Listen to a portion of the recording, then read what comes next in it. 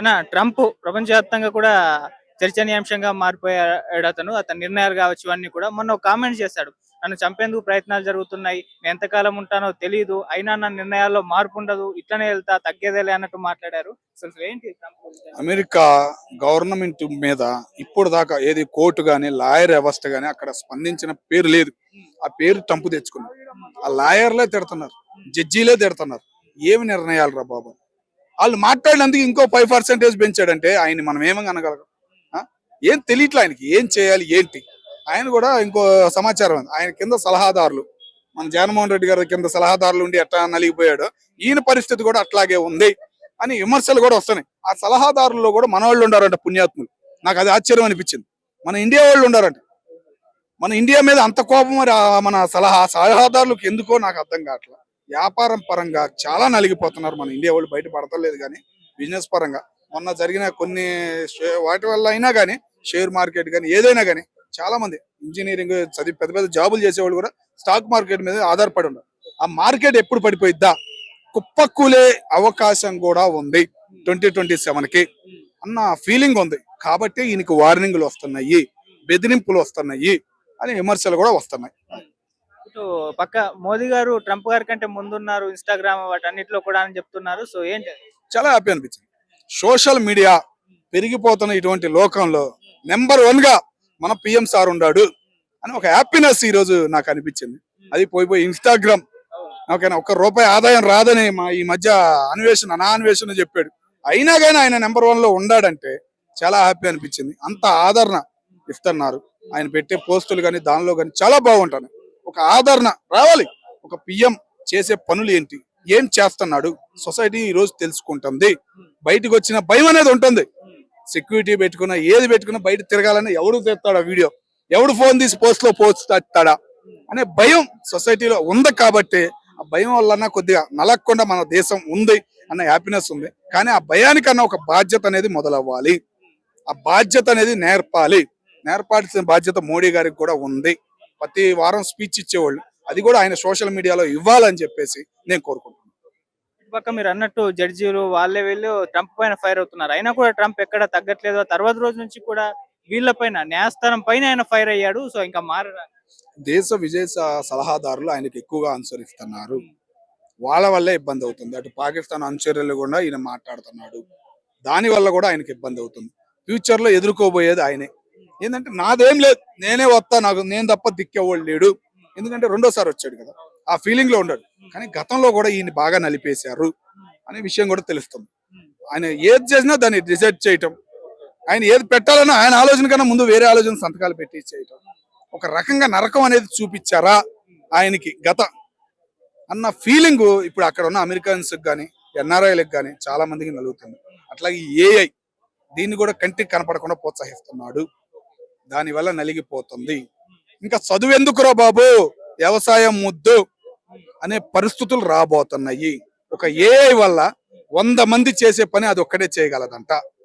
మరి ఇంకేం అవసరం? లక్షల జీతాలు ఇచ్చి లక్షలు పెట్టి ఎల్కేజీ ఫీజు ఎంతన్నా ₹1,00,000 అక్షరాలు మన దేశం. మరి ఆ ₹1,00,000 మన పూర్వకాలంలో అయినాయా? చదువులకు కూడా అవ్వాలి. డిగ్రీలు పీజీలు పిహెచ్డీ చేసిన వాళ్ళకి కూడా ₹1,00,000 అవ్వాలి. 95 బ్యాచ్ ముందు బ్యాచ్. ఇప్పుడు చదువు అనేది వేస్ట్ అనే ఫీలింగ్ వస్తుంది. ఒక రాబోతుంది. ఏంటంటే రీసెంట్ గా మా గురువు గారు కూడా అన్నారు 2026 ఇంజనీరింగ్ చదివి బయటకు వచ్చినాడు, దిక్కులు చూస్తాం తప్ప దేనికి పనికిరారు మామ అని కళాఖండగా చెప్పాడంటే నాకు ఆశ్చర్యం అనిపించింది. కానీ మార్పు అనేది రావాలి. ముఖ్యంగా ఆ బాధ్యత అంతా 60 సంవత్సరాలు నలిగిపోయిన కాంగ్రెస్ పార్టీ ఓకేనా, దాన్ని తిరగరాస్తున్న మోడీ గారి చేతిలోనే ఉంది. గుజరాత్ అంటే మైండ్ సెట్. ఆ రాష్ట్రంలో చాలా ఘనతలు ఉన్నాయి. వాళ్ళు ఇంకా బయటికి రావట్లేదు. బయట దేశాల మీద చూపించిన ఇంట్రెస్ట్ మన దేశం మీద చూపిస్తే చాలా ఉపయోగాలు ఉన్నాయి. అది దక్షిణ భారతదేశానికి శత్రువులైనా కానీ దక్షిణ భారతదేశం దాచుకునే విధానాన్ని మార్చింది ఎవరంటే వాళ్ళే. ఉత్తర భారతదేశంలో ఒక పరుగు అనేది పరిగెడుతుంది. అదే పరుగు ఇటు దక్షిణ భారతదేశానికి కూడా అలవాటు చెయ్యాలి మోడీజీ గారు అని నేను కోరుకుంటాను. ఇప్పుడు మన ట్రంప్ కొన్ని వ్యాఖ్యలు చేయడం జరిగింది. నేను ఎంతకాలం ఉంటానో తెలియదు, నన్ను చంపేందుకు ప్రయత్నాలు చేస్తున్నారని చెప్పేసి, అయినా నేను దగ్గను, నా నిర్ణయాల్లో మార్పు లేదని చెప్పేసి చెప్తున్నాడు. అసలు ట్రంప్ని చంపేందుకు నిజంగా ప్రయత్నాలు జరుగుతున్నాయి. ఎందుకు ఈ విధంగా ట్రంప్ పైన ఎక్కువగా టార్గెట్ అవుతున్నాడు, ఎక్కువగా ఫోకస్ అవుతున్నాడు ప్రపంచవ్యాప్తంగా కూడా? డొనాల్డ్ ట్రంప్ గురించి చెప్పాలనుకుంటే ఒక్క మాటలో కోతి కొబ్బరి చిప్ప దొరికినట్టు ఉన్నది ఆయన పరిస్థితి. ఆయన ఎప్పుడు ఏం మాట్లాడతాడో ఏం చేస్తాడో తెలియదు.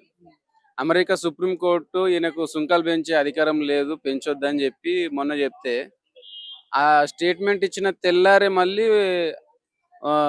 వేరే కంట్రీల పైన ఉన్న 10% ఉన్న నార్మల్ దానికంటే 5% మళ్ళీ పెంచి, అంటే ఆయన మీద ఇంతకుముందు కూడా ఎన్నికల ప్రచారం కూడా ఎవడో ఒకడు ఫైర్ చేసిండు. అది బై మిస్టేక్లీ చెవుకు తగిలింది. నిన్నగాక మొన్న ఒకడు వైట్ హౌస్ లోకి గోడ దూకి వెళ్తుంటే వాళ్ళు భద్రతా దళాలు అందరూ వాడిని కాల్ చేసేది. ఎందుకంటే ఒక కాంట్రవర్సీ క్యాండిడేట్ అయిపోయాడు ప్రపంచవ్యాప్తంగా. ఇక ఎట్లయినా మేము అగ్రరాజ్యము పెద్దన్న అన్న అని చెప్పుకున్నట్లు ఇక మేము అన్ని దేశాల పైన, ఇప్పుడు మన దేశం ఇండియా ఉంది, మన దేశ ప్రయోజనాల గురించి మన దేశ ప్రధాని ఏ దేశంతో అయినా సత్సంబాలు కలుపుకుంటాడు, ఏ విధంగా అయినా ఒప్పందాలు చేసుకుంటాడు. మన దేశ ప్రయోజనం గురించి ఎక్కడైనా మన వస్తువులు కొంటాడు, ఎక్కడైనా క్రూడ్ ఆయిల్ కొంటాడు. ఇప్పుడు మనకు రష్యా కూడా ఆ రోజు నుంచి మిత్ర దేశమే. అలాగని చెప్పి ఇప్పుడు ఇజ్రాయెల్ నిన్న పోయిండు మన ప్రధాని, అక్కడ కూడా కొన్ని సంబంధాలు మన ఒప్పందాలు చేసుకున్నాడు. మనకు ఫ్రాన్స్ ఇమాన్యుయల్ మ్యాక్రాన్ ప్రెసిడెంట్, అక్కడ కూడా ఆయనతో కూడా మన దేశానికి సంబంధించిన ఆ యుద్ధ విమానాల గురించి కూడా 4 లక్షల కోట్ల సంబంధించిన వాటిని కూడా ఒప్పుకున్నాడు. అంటే ఆయన ఏమంటాడంటే నేను చెప్పినట్టే వినాలి, నాకు నచ్చినట్టే ఉండాలి, ఒక నియంత, ఒక నిజంగా చెప్పాలంటే ఒక మెంటల్ కేసు అది. అందుగురించే ఇప్పుడు మరి ఎన్ని రోజులు భరిస్తారు అసలు వాళ్ళని? అందుగురించే కొంచెం తగ్గించుకోవాలని నేను అనుకుంటే, ఇప్పుడు 7 యుద్ధాలను ఆపిన అంటాడు, రష్యా యుక్రెయిన్ ఇంకా యుద్ధం నడుస్తుంది. ఇప్పుడు మన ఇండియా పాకిస్తాన్ ఆపినాను, ప్రతిసారి ఆయనకు ఒక అలస అయిపోయింది, ఒకటి ఏమో ఊతపదం అయిపోయింది. ఇండియా పాకిస్తాన్ యుద్ధం నేనే ఆపిన, అణు యుద్ధం జరిగేది అంటే ప్రతిసారి. మొన్నటి వరకు మన ఇండియా మీద ఎంత పగబట్టిండో తెలుసు. ఇప్పుడు కొంచెము మన ఇండియా కొంచెం మీద అవసరం ఉన్నట్టుంది, కొంచెం తగ్గి కొంచెం మోడీ నాకు మంచి మిత్రుడే, బెస్ట్ ఫ్రెండ్ అన్నట్టు మాట్లాడుతుంది. ఇలాంటి నియంత పాలన చేసేటోళ్ళని మరి ఎవరైనా ఎంతకాలం సహిస్తారని నేను అనుకుంటాను. అమెరికా ఫస్ట్ అన్న నినాదంతో వచ్చారు, అమెరికా ప్రయోజనాలు ముఖ్యం అని అంటున్నారు, అందుకోసమే నిర్ణయాలు తీసుకుంటున్నామని చెప్తున్నారు. అదే అమెరికా ప్రయోజనాల గురించి అంటే ఇప్పుడు నేను ఈ రోజు మళ్ళీ ఒక స్టేట్మెంట్ ఇచ్చింది అమెరికా కోర్టు. అంటే అమెరికాలో ఉన్న వాళ్ళని నువ్వు ఈజీగా బయటికి ఎలా పంపించలేవు, వాళ్ళు ఎలా వచ్చారు అనేది మనకు తెలుసుకొని వాళ్ళకు ఏదన్నా ఆ వీసాలు ఉన్నాయా, ఏ వీసాలు ఉన్నాయని తెలుసుకోవాలి. అసలు అమెరికా నుంచి చూస్తున్నాం కదా మన ఇండియన్స్ని, మన అసలు చరిత్రలో మన ఇండియన్స్ని గొలుసులు వేసి, ఒక కాళ్ళకు గొలుసులు వేసి, చేతులకు గొలుసులు వేసి ఓన్ ఫ్లైట్లో తీసుకొచ్చి ఇండియాలో వదిలిపెట్టి వెళ్ళిపోవడం అనేది అది జరగలేదు. కానీ ట్రంప్ వచ్చినప్పుడు జరిగింది. అందుగురించే ఇలాంటి వాళ్ళని ఎక్కువ రోజులు ఉండరు ప్రెసిడెంట్ అని నేను అనుకుంటాను. అంటే అమెరికాలో అధ్యక్షుడు అయ్యుండి ఈ విధంగా దాడులు జరగడం, అంటే ఇప్పుడు మొన్న రష్యా ప్రెసిడెంట్ పుతిన్ వచ్చినప్పుడు అతను సెక్యూరిటీ గురించి ఎంత పెద్ద స్థాయిలో చర్చ జరిగిందో చూస్తాం. అతన్ని అసలు ముట్టుకోవాలన్న ఆలోచన వస్తేనే చనిపోతారు అన్నట్టుగా పోర్ట్రే చేస్తారు. అలాంటి అమెరికా ప్రెసిడెంట్ అయ్యుండి ఈ విధంగా ఇంత ఈజీగా చంపడానికి ప్రయత్నాలు జరుగుతున్నాయని సెక్యూరిటీ లోపమా ఏంటి? సెక్యూరిటీకి లోపం కాదండి. నిజంగా చెప్పాలంటే వరల్డ్ లో best security system, best security ఎవరికైనా ఉందంటే అది అమెరికా ప్రెసిడెంట్. ఓన్లీ ట్రంప్కే కాదు, ఇంతకు ముందున్న బైడెన్ కావచ్చు, ఇంతకు ముందున్న ఒబామా కావచ్చు, అంతకు ముందున్న బూష్ కావచ్చు, ఇంకా ఎవరైనా.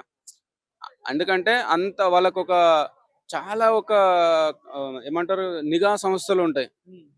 ఆ నిఘా సంస్థలు ఎప్పటికప్పుడు వాళ్ళని అబ్జర్వేషన్లో ఉంచుతారు. కానీ ఇలాంటి ఇప్పుడు బైడెన్ ఉన్నాడు, బైడెన్ ని ఇంతగా వ్యతిరేకత రాలేదు ప్రపంచవ్యాప్తంగా. అంతకుముందు బరాక్ ఒబామా కూడా టూ టైమ్స్ ప్రెసిడెంట్ గా చేసిండు. వాళ్ళు కూడా ఇంత వరల్డ్ వైడ్ కాంట్రవర్సీ క్యాండిడేట్ అంటే స్టేట్ ప్రతిరోజు తెల్లారితే ఏం చేస్తారో తెలియదు మనోడు. ట్రంప్ అది బైడెన్ అది మన ఒబామా ఉన్నప్పుడు కూడా ప్రశాంతంగా ఉంది అమెరికా.